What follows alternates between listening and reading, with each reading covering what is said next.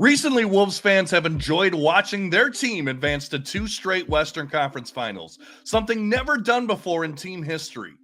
They have a team led by a rising superstar in Anthony Edwards, who is entering into his prime years. With a talent like Edwards and a solid supporting cast, Wolves fans are dreaming of seeing their team hoisting the Larry O'Brien Trophy, and we're anticipating an aggressive offseason from head honcho Tim Connelly. Let's get aggressive, boys!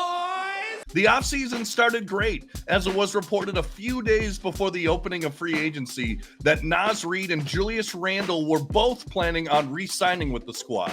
With those signings, it became apparent that Nickeil Alexander-Walker was the odd man out, as he was shipped to Atlanta in a sign and trade. Welcome to Atlanta, where the players play. Many fans were sad to see Nickeil, who had revived his career in Minnesota, go, but are optimistic that the next generation of Terrence Shannon Jr. and Jalen Clark would be enough to replace or even surpass Nickeil's production. Shannon looked fantastic in 3 games of Summer League action, while Clark was his usual defensive first disruptive self. The gaping hole in the Wolves lineup remains what to do at point guard. Grizzled veteran Mike Conley will be 38 when next season begins, making him the 5th oldest active player in the NBA. This guy's an old warrior. Come on. Yeah, he old. The other option at point guard is unproven and undersized guard Rob Dillingham. I'm a little guy. He showed some upside last season, but also struggled taking care of the ball and finishing at the rim. Chris Finch, Tim Connelly, and Mike Conley himself have all said in interviews that a transition period is underway. The question is, does Chris Finch have enough trust in Rob Dillingham to hand him the reins of the offense 20-plus minutes a night? Back to free agency, the Wolves largely stayed stagnant as rival Western Conference contenders made moves to improve their roster. The Lakers got bigger. And Leon's getting larger. The Clippers added depth. The Nuggets added shooting. Houston added a generational talent, and so on.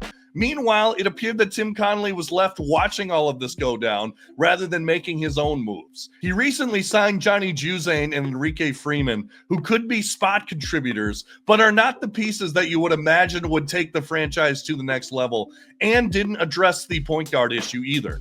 Given that one win was the difference between a playoff spot and being in the play-in in a loaded Western Conference last season, the margin for error is minuscule.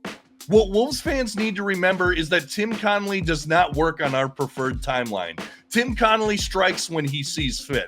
In 2022, free agency opened on June 30th. And when most teams were thinking about free agency, Tim Connelly was eyeing the big prize and constructed one of the biggest trades in team history on July 1st, bringing in Rudy Gobert. Last offseason, Tim Connelly waited until 2 days into training camp to make another franchise-altering move, bringing in Julius Randle and Dante DiVincenzo for Karl Anthony Towns. Connelly is always looking for the right deal at the right time. I think Tim and new owners A-Rod and Mark Lowry are eyeing something big. There are still moves that can be made to shore up the roster, such as Malcolm Brogdon or Gary Payton II, or even Russell Westbrook is a possibility. Plus, like co-host of the Running with the Timberwolves podcast, Chris Emerson always likes to say, the trade that fans anticipate and draw up is never the one that actually happens. It's pure speculation. Additionally, I know what I just said about the Western Conference continuing to improve, but what about the Wolves continually improving internally? The first year with Cat and Rudy frontcourt, the Wolves barely made the play-in. The next year, with time to build connectivity, the Wolves were a 3 seed in the West.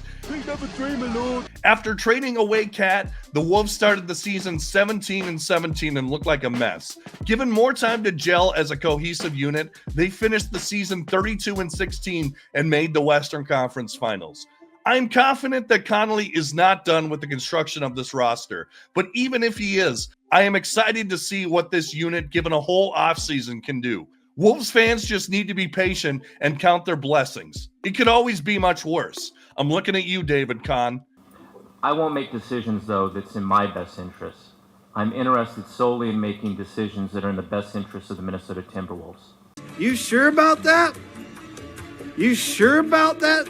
You sure about that? Anyway, guys, that's the video. Make sure to like, share, and subscribe if you like what I do. And let me know in the comments what moves you think the Wolves still need to make this offseason and what your excitement level is for the upcoming season. Have a great day, and as always, go Wolves.